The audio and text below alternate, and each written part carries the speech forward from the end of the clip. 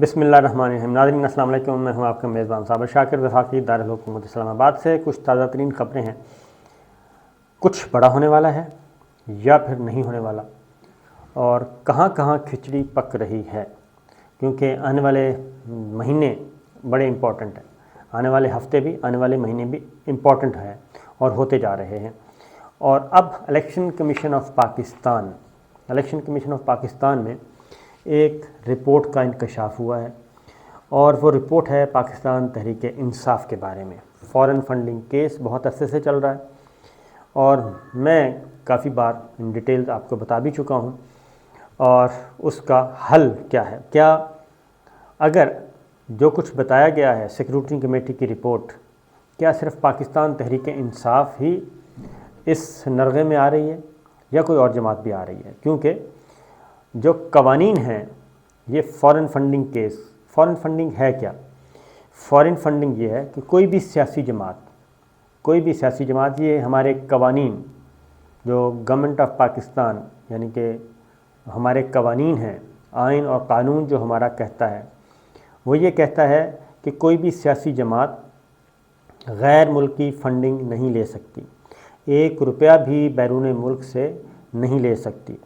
کن سے نہیں لے سکتی؟ کسی تنظیم سے نہیں لے سکتی،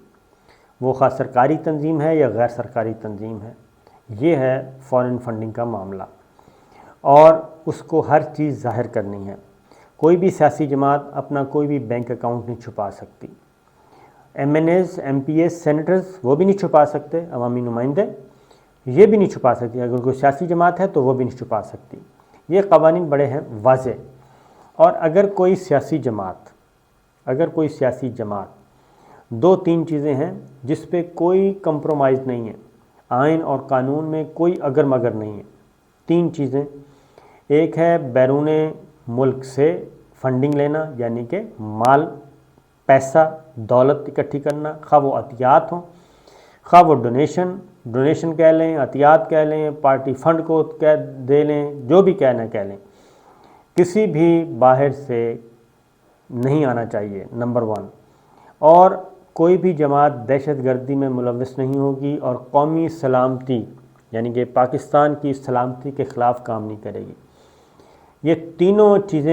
تینوں میں سے کوئی ایک چیز بھی ثابت ہو جائے تو وہ سیاسی جماعت اپنا وجود برقرار نہیں رکھ سکتی، اور وہ سیاسی جماعت ختم ہو جاتی ہے، وہ کالعدم قرار دے دی جاتی ہے۔ یہ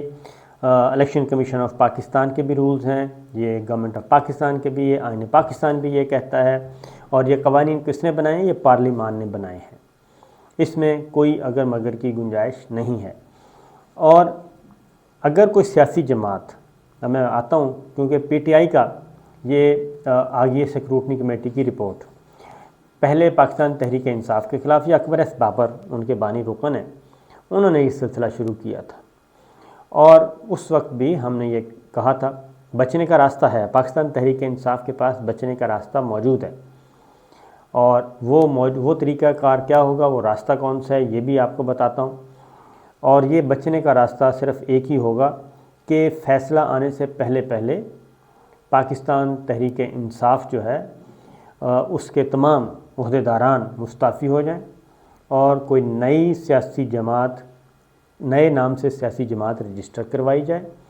اور یہ صرف پاکستان تحریک انصاف کے ساتھ نہیں ہونے جا رہا، یہ مسلم لیگ نواز کے ساتھ بھی ہوگا، یا پیپلز پارٹی کے ساتھ بھی ہوگا، دانستہ ہوا یا نادانستہ ہوا، یہ تمام سیاسی جماعتوں کے ساتھ ہوا کہ وہ بیرون ملک سے چندہ، ڈونیشن، فنڈنگ لیتے رہے، اور وہ ظاہر نہیں کرتے رہے۔ قانون بہت واضح ہے، اب یہ دانستہ کیا، نادانستہ کیا، یہ اب ایک انویسٹیگیشن اور یہ عدالت کا کام ہے، وہ فیصلہ کرے گی۔ اب تک جو چیزیں سامنے آئی ہیں پہلے وہ سن لیں۔ یہ صرف PTI کا آیا، مسلم لیگ نواز اور پیپلز پارٹی کا معاملہ پینڈنگ ہے۔ یہ ہے جی PTI کے 2008 اور 2009 کے 2 بینک کھاتوں کو وہ کہتے ہیں ظاہر نہیں کیا گیا، 77 میں سے صرف 12 اکاؤنٹس ظاہر کیے۔ PTI نے 53 بینک اکاؤنٹس اور 31 کروڑ روپیہ 31 کروڑ روپے کی رقم چھپائی، یہ اب اس میں ہے مبینہ طور پہ۔ سیکیورٹی کمیٹی کی رپورٹ کے مطابق PTI نے 2008 سے 2013 تک 1,33,22,00,000 کے فنڈ ظاہر کیے۔ پی ٹی آئی نے نیوزی لینڈ اور کینیڈا کے اکاؤنٹس تک رسائی نہیں دی، اور پی ٹی آئی کے 2008 اور 2009 کے 2 بینک کھاتوں کو ظاہر نہیں کیا گیا، اور اسٹیٹ بینک کی رپورٹ میں یہ انکشاف کیا گیا ہے کہ 65 بینک اکاؤنٹس ہیں پی ٹی آئی کے ٹوٹل 2008، 2009، 2012 اور 13۔ پی ٹی آئی نے جو الیکشن کمیشن کے سامنے 1,33 کروڑ روپے کے عطیات ظاہر کیے، 1,33 کروڑ، اور پی ٹی آئی کی جانب سے الیکشن کمیشن میں عطیات سے متعلق وہ کہتے ہیں جی مبینہ طور پہ معلومات درست فراہم نہیں کی گئیں،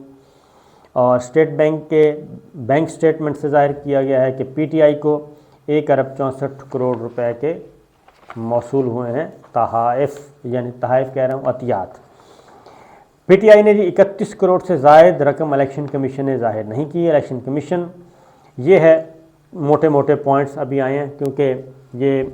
پاکستان تحریک انصاف یہ کہہ رہی ہے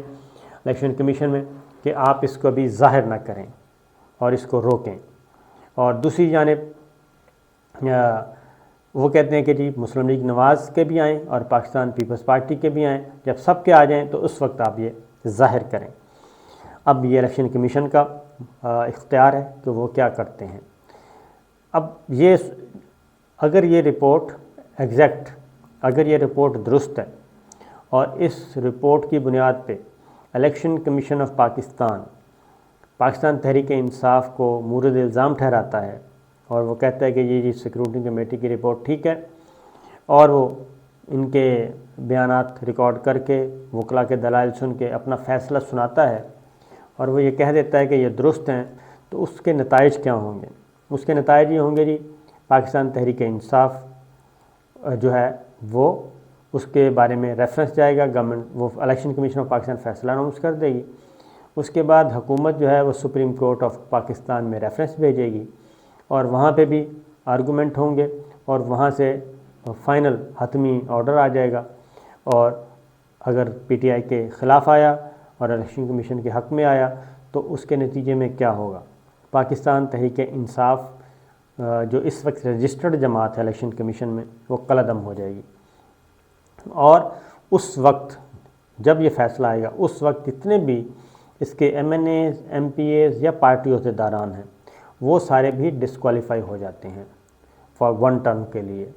وہ ڈسکوالیفائی ہو جائیں گے، یعنی کہ اگلا الیکشن نہیں لڑ سکیں گے۔ اور ایک طریقہ موجود ہوتا ہے، ماضی میں ذوالفقار علی بھٹو صاحب مرحوم نے نیشنل عوامی پارٹی کو، نیپ کو، جو کہ خان عبدالولی خان کی جماعت تھی، ان کو اسی طریقے سے ڈسکوالیفائی کیا تھا، ان کے دور میں ہوا تھا۔ تو نیپ ختم ہوئی تو اے این پی بن گئی تھی، عوامی نیشنل پارٹی بن کے وہ واپس آ گئے تھے اور دوبارہ انہوں نے پالیٹکس شروع کی۔ اسی طریقے سے پرویز مشرف صاحب کا زمانہ، جنرل پرویز مشرف، کل کی بات ہے، اس میں محترمہ بے نظیر بھٹو کو اس بات کا علم ہوا کہ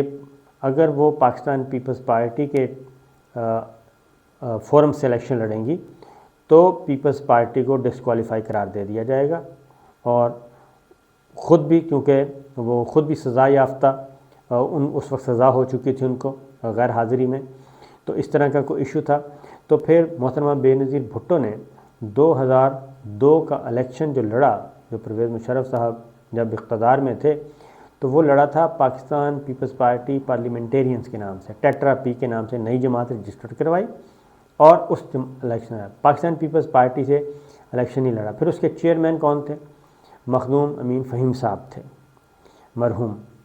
اس پارٹی کے۔ تو محترمہ بے نظیر بھٹو والی پیپلز پارٹی خاموش ہو گئی، سائلنٹ ہو گئی، 2002 میں الیکشن لڑا پارلیمنٹیرینز، پاکستان پیپلز پارٹی پارلیمنٹیرینز، تاکہ اس کی زد میں نہ آیا جائے، اور اگر جنرل پرویز مشرف کوئی کام کرنا چاہیں تو ان کا کوئی بھی ممبر ڈسٹرب نہ ہو، اور ان کی جتنی بھی آئیں ایوان میں آئیں تو وہ سب کے سب کوالیفائی کریں۔ اس لیے انہوں نے نئی جماعت بنائی تھی، کیونکہ ان کو خطرہ تھا۔ اسی طریقے سے اب آگے بڑھتے ہیں، قانون کی بات کر رہا ہوں کہ قانون کی اتنا واضح کیوں ہے۔ قانون اسی لیے واضح ہے کہ اس میں 0 ٹالرنس ہے، ریاست پاکستان کی کوئی بھی ریاست ہو، کوئی بھی گورنمنٹ ہو، اس کی زیرو ٹالرنس ہوتی ہے، کیونکہ اس سے آپ کی سلامتی، آپ کی سیکورٹی جو ہے، آپ کی ڈگنیٹی، وہ مجروح ہوتا ہے کہ اس طرح مطلب یہ ہوگا کہ کوئی بھی سیاسی جماعت آپ بنائیں، یہاں پہ باہر سے پیسہ آئے گا، کس کا آئے گا، کہاں سے آئے گا، کوئی پوچھنے والا نہیں، اس پیسے کے زور سے آپ اپنا جو چاہیں کریں۔ اب جب پاکستان تحریک انصاف کو اس بات کا علم ہوا کہ معاملات خراب ہیں، تو انہوں نے پھر مسلم لیگ نواز کو بھی درمیان میں لے آئے، ان کے خلاف بھی اپلیکیشن دی، پیپلز پارٹی کے خلاف بھی دی۔ اب اس ہمام میں سارے ننگے ہیں، مسلم لیگ نواز کے ساتھ بھی ایگزیکٹ یہی سلوک ہے، پیپلز پارٹی کے ساتھ بھی ایگزیکٹ یہی ہے، اور یہ کرتے رہے ہیں۔ اب ایک ہی صورت ہے، ایک راستہ بچتا ہے کہ تمام سیاسی جماعتیں اس پہ لیجسلیشن کر لیں، قانون سازی کر لیں، اور قانون سازی سے اپنے آپ کو ایسی قانون سازی کریں کہ یہ ان چیزوں سے نکل آئیں، اور یہ جو قدغنیں لگی ہوئی ہیں اور ڈسکوالیفیکیشن اور سزا ہونے کا ڈر جو ہے، اس سے نکل سکتے ہیں۔ اور اس کے لیے ضروری ہے کہ پاکستان تحریک انصاف جو ہے وہ دیگر جماعتیں بھی اس کے ساتھ ہوں، ادروائز قانون سازی نہیں ہو سکے گی۔ فی الحال مسلم لیگ نواز اور پیپلز پارٹی بالکل نہیں چاہتے، کیونکہ وہ کہتے ہیں کہ پاکستان تحریک انصاف کا تو کیس تیار ہے، اس لیے وہ بھگتیں، ان کا کام بھگتے، ورنہ پھر ہم دیکھیں گے جب ہماری باری آئے گی۔ اور پاکستان تحریک انصاف، لیکن ایک بات کلیئر کر دوں کہ یہ یکدم نہیں ہوتا، بلکہ یہ آہستہ آہستہ ہوگا۔ پاکستان تحریک انصاف کے پاس، مسلم لیگ نواز یا پیپلز پارٹی کی کوئی بھی جماعت، اس کے پاس کافی ٹائم ہوتا ہے۔ اسی طریقے سے متحدہ قومی موومنٹ کی بات کرتا ہوں، وہ بھی یہ کر چکے ہیں کہ جب الطاف حسین کے خلاف مقدمہ درج ہوا اور FIR درج ہو گئی، اور وہ بھی پاکستان کی سلامتی کے خلاف غداری کی اور بغاوت کی، تو فوری طور پہ متحدہ قومی موومنٹ نے الیکشن کمیشن آف پاکستان سے رجوع کیا، اور وہاں پہ الطاف حسین کا نام ڈیلیٹ کروایا، نئے پارٹی الیکشن کروائے، نئے پارٹی عہدیدار بنائے، اور یہ کیا۔ تو یہ ہے قانون بڑا کلیئر۔ تو پاکستان تحریک انصاف کا جو سکروٹنی والا معاملہ ہے، یہ کافی سنجیدہ ہے۔ اگر اس کو PTI نے ویسے ہی چھوڑ دیا تو معاملات خراب ہو سکتے ہیں، اور ہو سکتا ہے پاکستان تحریک انصاف، وہ بھی ان کی اپنی اسٹریٹجی ہے، اس کو لنگر آن کرتے رہیں، اور کیونکہ الیکشن کمیشن کہہ بھی دے تو فیصلہ تو وفاقی حکومت الٹیمیٹلی انہوں نے ریفرنس بھیجنا ہوتا ہے سپریم کورٹ آف پاکستان میں، لیکن اگر وہ ڈیلے کریں گے تو جیسے ہی الیکشن کمیشن سے فیصلہ آئے گا، کوئی نہ کوئی پولیٹیکل پارٹی یا کوئی نہ کوئی ایڈوکیٹ یا کوئی نہ کوئی تنظیم، کوئی شہری، وہ سپریم کورٹ رجوع کر سکتا ہے کہ یہ وفاقی حکومت مفادات کا ٹکراؤ ہے، وہ نہیں کر رہی۔ تو بہتر ہے کہ یا تو اس پہ قانون سازی کر لیں، اس سے بچ جائیں، سارے بچ جائیں گے، ورنہ اس کے لیے پھر بڑی خبر کے لیے تیار رہنا چاہیے۔ اس کے علاوہ اس پاس کوئی نہیں ہے، کیونکہ سزائے موت کی جو سزا ہے وہ عمر قید بھی ہے، وہ سزائے موت بھی ہے، قتل کی سزا جو ہے، قتل کی جو سزا ہے وہ سزائے موت بھی ہوتی ہے، وہ عمر قید بھی ہوتی ہے، وہ 14 سال بھی ہوتی ہے۔ یہ جب ٹرائل شروع ہوتا ہے تب ہوتا ہے، لیکن اس معاملے میں جو ہے وہ کوئی گنجائش نہیں ہے۔ الیکشن کمیشن آف پاکستان، ہمارے الیکشن رولز، ہمارے آئین، ہمارا قانون بڑا واضح ہے۔ تو بال جو ہے اس وقت پاکستان تحریک انصاف کی کورٹ میں ہے، اور کچھ عرصے کے بعد مسلم لیگ نواز اور پاکستان پیپلز پارٹی بھی اس کی زد میں آ سکتے ہیں۔ دیکھتے ہیں کیا ہوتا ہے۔ اور جو پچھلے دنوں الیکشن کمیشن آف پاکستان اور پھڈا چل رہا تھا، کہیں ایسا تو نہیں ہے کہ اس وقت اندازہ ہو چکا تھا اور وہ پس پردہ یہ لڑائی ہو رہی تھی؟ یہ بھی سوچنے کی بات ہے۔ اجازت دیجیے، اللہ حافظ۔